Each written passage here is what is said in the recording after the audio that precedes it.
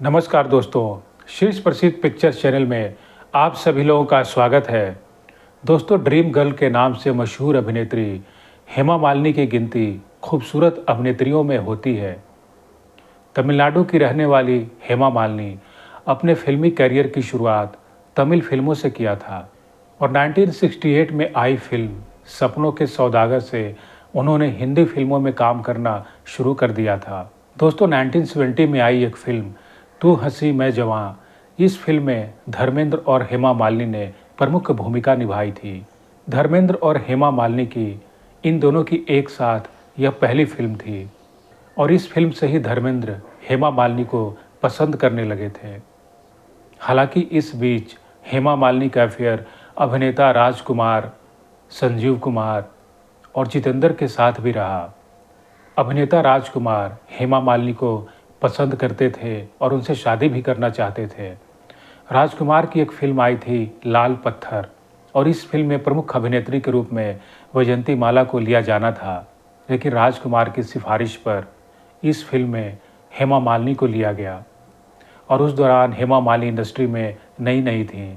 चूँकि राजकुमार हेमा मालिनी से प्रेम करते थे तो राजकुमार की सिफारिश पर हेमा मालिनी को यह फिल्म मिला था। हालांकि बाद में जब राजकुमार ने हेमा मालिनी को शादी के लिए प्रपोज किया था तो हेमा मालिनी ने यह प्रपोजल ठुकरा दिया था।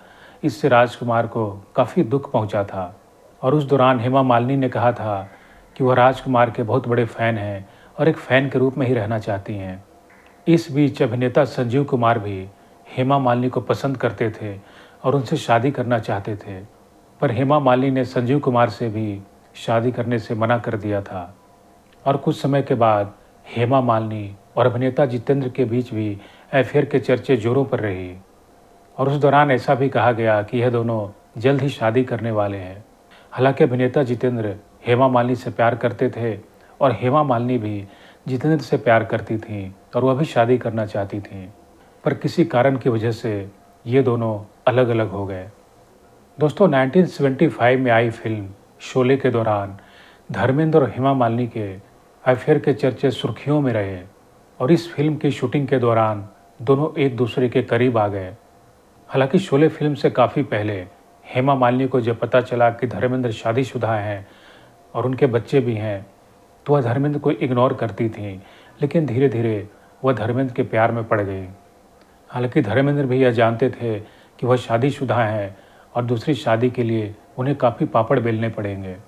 हालांकि धर्मेंद्र के माता पिता धर्मेंद्र के शादीशुदा होते हुए भी वह हेमा मालिनी को पसंद करते थे और धर्मेंद्र के पिता कृष्ण सिंह देओल हेमा के पिता और भाई से काफ़ी घुल मिल गए थे और दोनों अक्सर पंजे लड़ाया करते थे। और धर्मेंद्र के पिता जब उन्हें पंजे में हरा देते थे तो उन्हें मजाक में चिढ़ाया करते थे कि ये इडली सांभर क्या खाते हो, घी मक्खन खाया करो। हालांकि शुरुआती दौर में हेमा के माता पिता भी यह नहीं चाहते थे कि हेमा मालिनी धर्मेंद्र से शादी करे, क्योंकि धर्मेंद्र पहले से ही शादीशुदा थे। धर्मेंद्र की पहली पत्नी का नाम प्रकाश कौर था और वह अपनी पत्नी को तलाक भी नहीं देना चाहते थे, तो इसलिए धर्मेंद्र ने एक तरीका निकाला।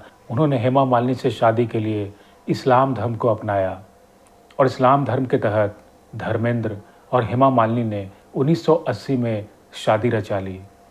तो दोस्तों, ड्रीम गर्ल के नाम से मशहूर रही अभिनेत्री हेमा मालिनी ने राजकुमार, जितेंद्र और संजीव कुमार इन सितारों के साथ उनके अफेयर रहते हुए भी पर आखिरकार उन्होंने अंत में धर्मेंद्र को अपनाया और उनसे शादी कर ली। धन्यवाद।